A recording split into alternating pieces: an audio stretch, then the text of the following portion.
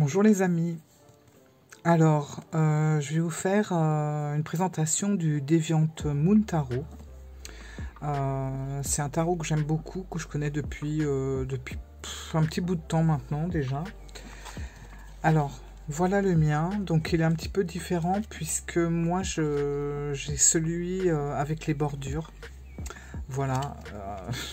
Quand il n'y a pas de bordure, j'en veux, et quand il y en a, je les enlève. Mais là, j'avais trop envie qu'il y ait les bordures dans ce jeu. Voilà. Alors, ne me demandez pas pourquoi, je pourrais pas vous expliquer. Je trouve que ça va mieux au jeu, en fait. Mais bon, c'est tout personnel. Oh là là. Je crois que ça lui a pas plu. Allez. Allez. Le jeu est sans dessus. Regardez-moi ça.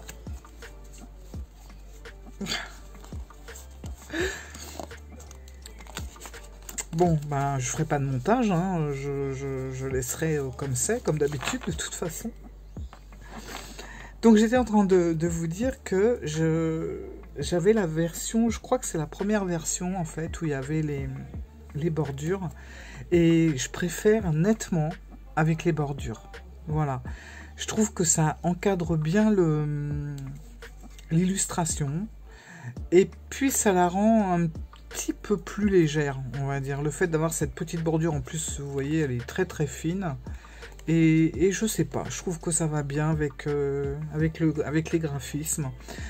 Plutôt que d'avoir l'illustration qui prend toute la carte. Vous voyez, comme derrière, on a cette petite bordure blanche. Je sais pas, ça lui donne un petit côté...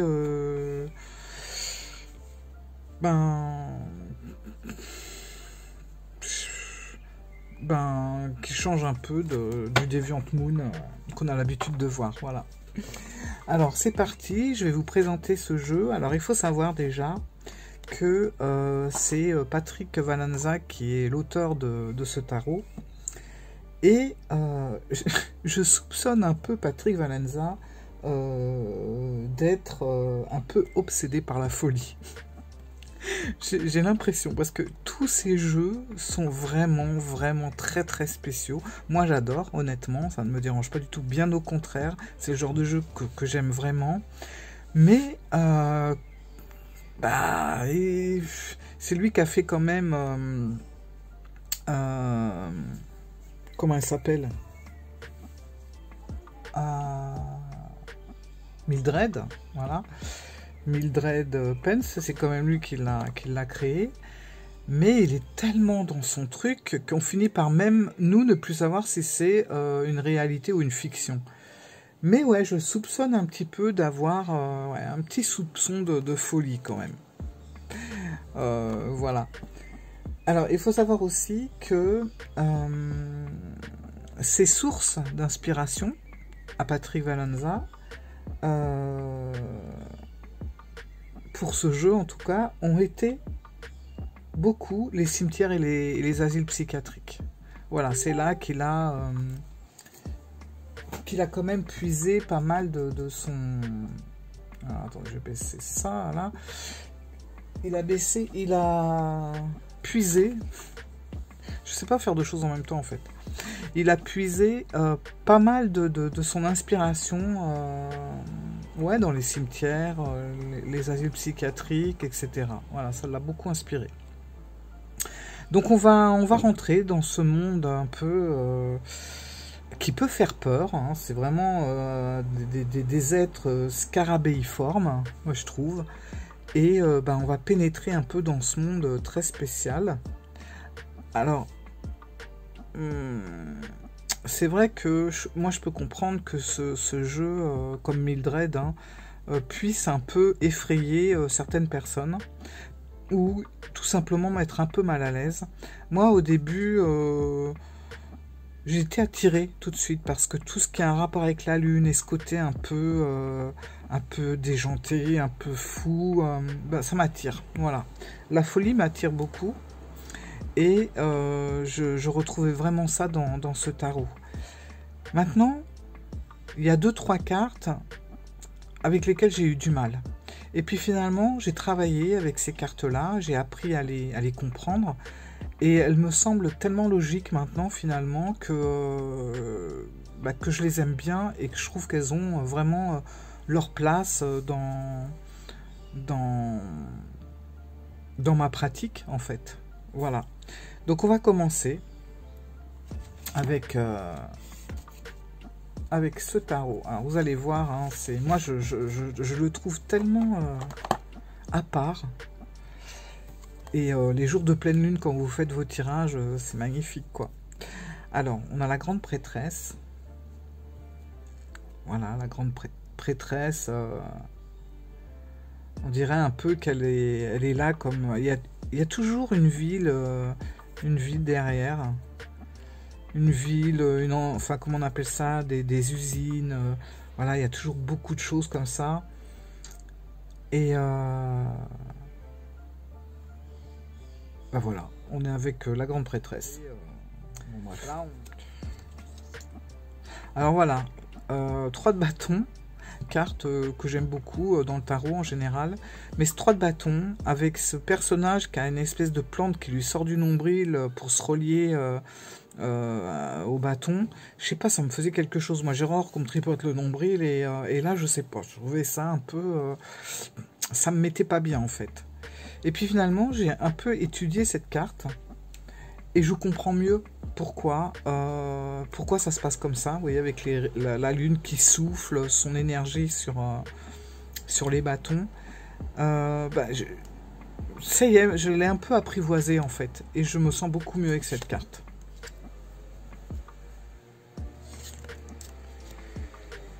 La reine de Pentacle,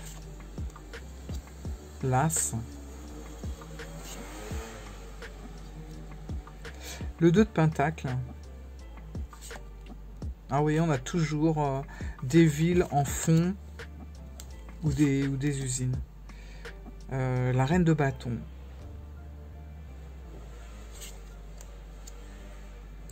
L'As d'épée. L'impératrice. Alors l'impératrice, c'est pareil, elle est très, très spéciale, mais en même temps... quand on regarde un petit peu tout ce qui se passe, on voit qu'elle est assise sur son trône de jardin déjà.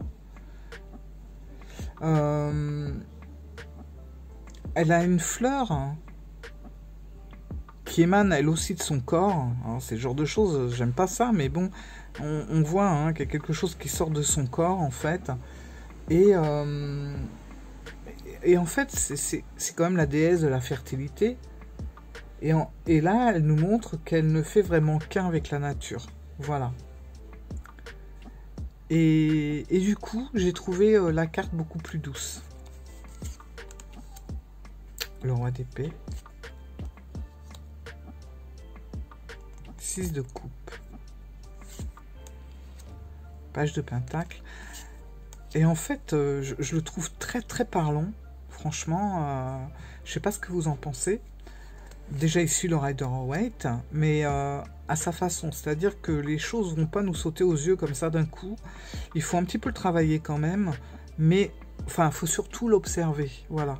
Et quand vous observez les cartes, finalement, vous vous dites, mais oui, effectivement, c'est bien le 6 de pentacle, c'est bien le 6 d'épée. Là, on voit bien que on reconnaît cette fuite ou ce départ ou ce voyage. Le rider il prend la barque, lui il prend plutôt un truc, c'est une espèce de ballon.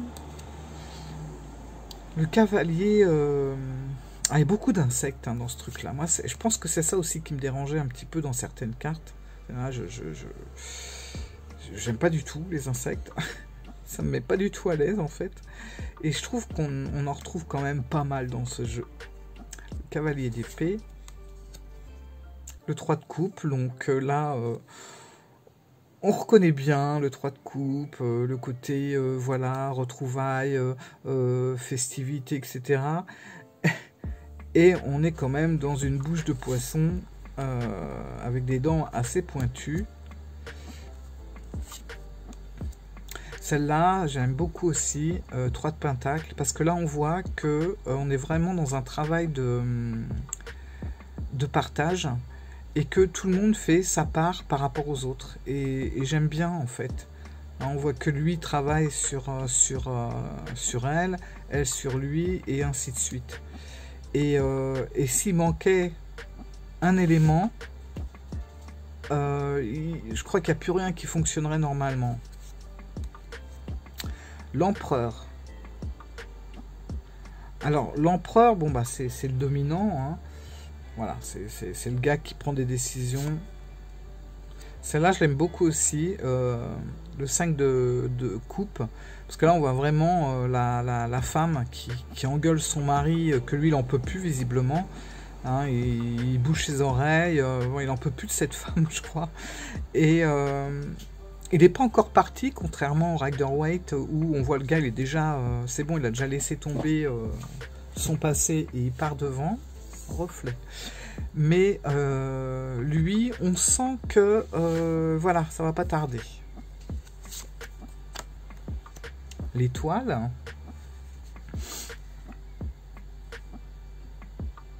Je regarde en même temps, je redécouvre, ça faisait un petit bout de temps que je l'avais pas pris. L'étoile. Ben on voit, ouais, cette jeune fille là qui est sur le rivage.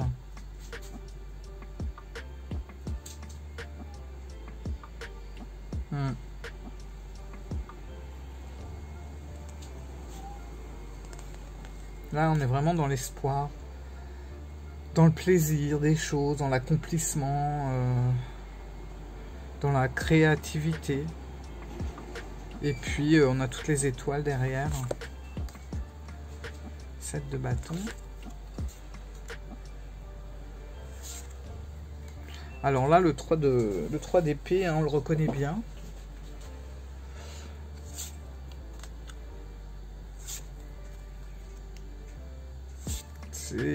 C'est très bien dessiné. C'est vraiment le cavalier de Pentacle. Il avance tranquillement avec son Pentacle. Bon, là, on le reconnaît très bien. Le 10 de Pentacle. Le pendu, j'aime beaucoup. Parce que on voit qu'il y a quand même une notion de temps dans cette histoire. Hein, il a sur sa chaussure là une montre. Et vous voyez. Et là, on sent que on est en arrêt finalement, et que c'est sûrement un mal pour un bien, mais que pour le moment, et voilà, il y a un temps de pause à prendre.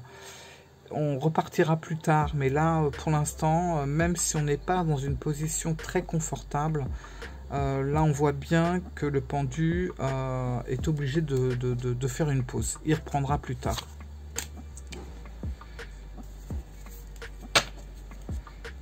Pas où le mettre. Je vais mettre là. Le monde. Avec une sirène. Une sirène qui a fait le tour du monde. Et là, on voit qu'elle termine son voyage là où elle l'a commencé, en fait. Donc, on voit un gros... Bah, le serpent qui est tout autour.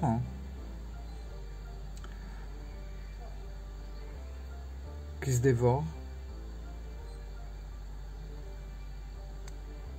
Et puis on voit toutes ces bêtes qu'elle a sûrement rencontrées pendant son voyage. Ouais.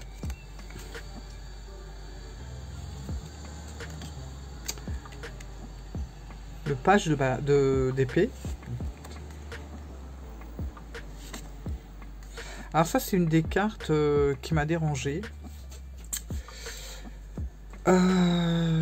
Parce que je la trouvais dure, en fait. Je trouvais dur de voir cette mère qui attend un enfant et qui enfonce son premier enfant. On sent que l'enfant veut retourner un peu dans le ventre de sa mère, et on voit que la mère, pour elle, c'est hors de question. Donc là, on a vraiment un acte de mort et de renaissance. Et malheureusement, je pense que On voit pas la suite de l'image, mais on pourrait s'attendre au pire. Voilà, il y a quelque chose qui va renaître en elle, mais pour ça, peut-être qu'il va falloir sacrifier son enfant. Bon, c'est la mort, c'est la carte de la mort, donc effectivement, on ressent bien le côté renaissance, enfin mort et renaissance, mais on n'est pas dans le... C'est pas au sens figuré, là, on est vraiment dans le sens propre des choses, et c'est... Je la trouve très très dure, en fait, celle-là, très dure. La reine de coupe.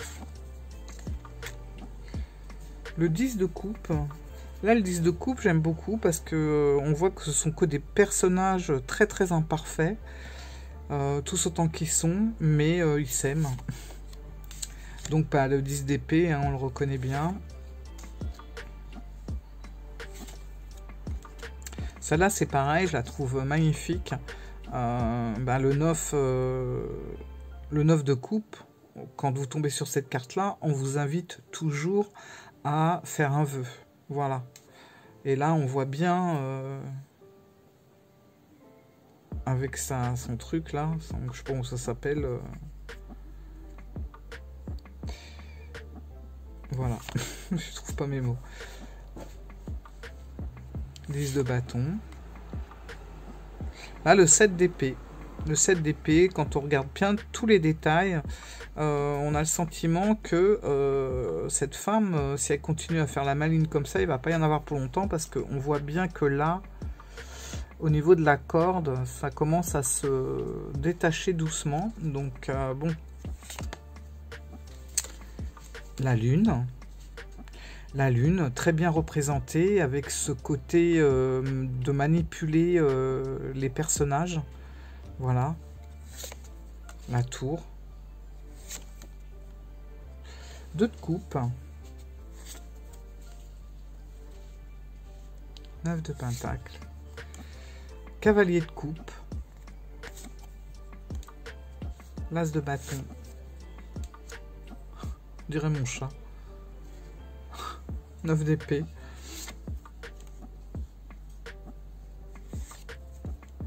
Page de bâton. La reine. Alors la reine d'épée, c'est étonnant parce que la reine d'épée, c'est quand même un personnage assez froid, qui est plus dans le mental que dans l'émotionnel. Et quand vous regardez bien cette photo, regardez ses yeux. Je sais pas si on voit bien. Bah, elle pleure, en fait.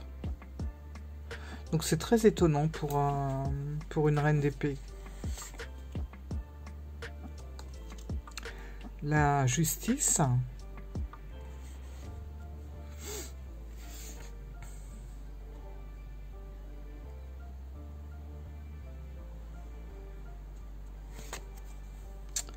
Les amoureux. Le diable parfait qui domine le monde et toutes ses imperfections, tous ces malheurs qui éclatent un peu partout, bah, il en est fier, hein, et il est là en train de danser. Le roi de bâton. Le chariot. Alors, on sent que le chariot, là, il se prépare à s'aventurer hors de la ville. Vous voyez, il part de la ville.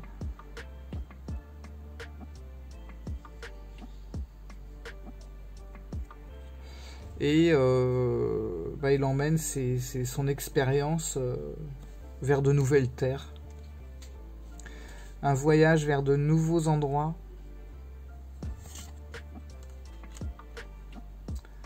La tempérance. Très belle carte aussi, j'aime beaucoup.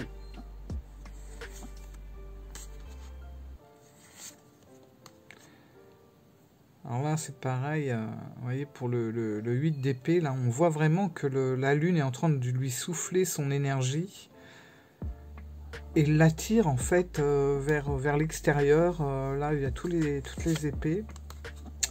Le soleil. Le soleil fait une drôle de tête, ça, je trouve. Il n'a pas l'air sympa, en fait. La force.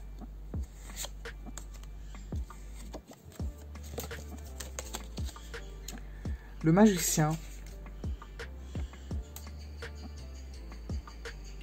Le magicien, avec son talent, s'exécute habilement.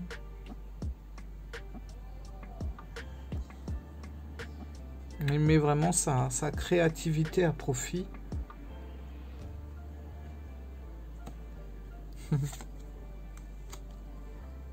5 de pentacle. Bon, c'est dans tous les sens, encore une fois. L'as de coupe. Roi de... oui, c'est ça, roi de pentacle.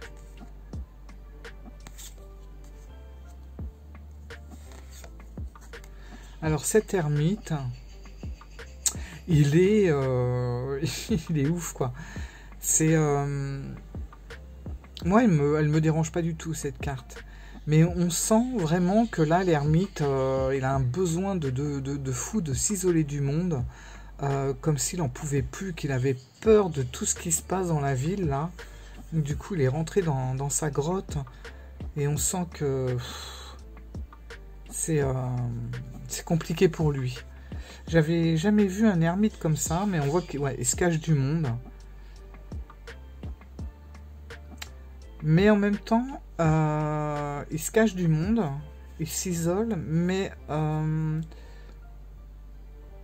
a un poisson pourri aussi là à côté de lui.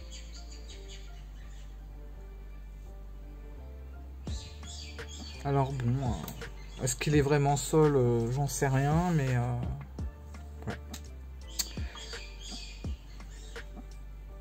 Il y a des oiseaux en face de chez moi, on les entend beaucoup. Alors, le hiérophante.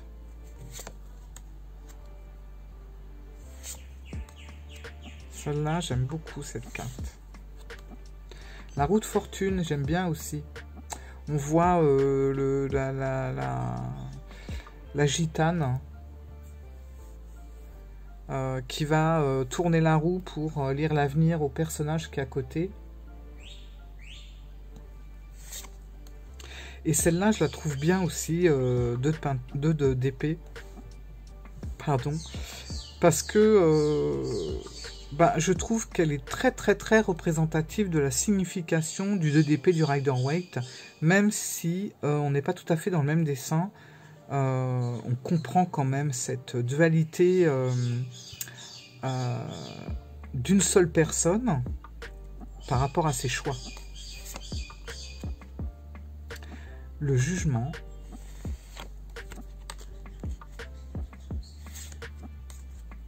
Et on termine avec le roi de coupe. Voilà, moi voilà, j'aime énormément ce jeu. D'autant plus celui-là avec ses bordures blanches. Je sais pas pourquoi, je trouve que ça lui donne quelque chose en plus. Ça lui donne... en fait... c'est ma sensation, mais ça lui donne plus de force en tant que jeu de cartes, en tant que carte. Parce que le fait d'avoir les bordures comme ça représente vraiment les cartes. Voilà. Alors que le Deviant Moon sans bordure ferait plus gravure. Et peut-être... je sais pas, peut-être qu'il m'est plus mal à l'aise en fait, je pourrais pas dire. Mais là pour le coup, j'aime énormément... J'en ai marre de l'oiseau là.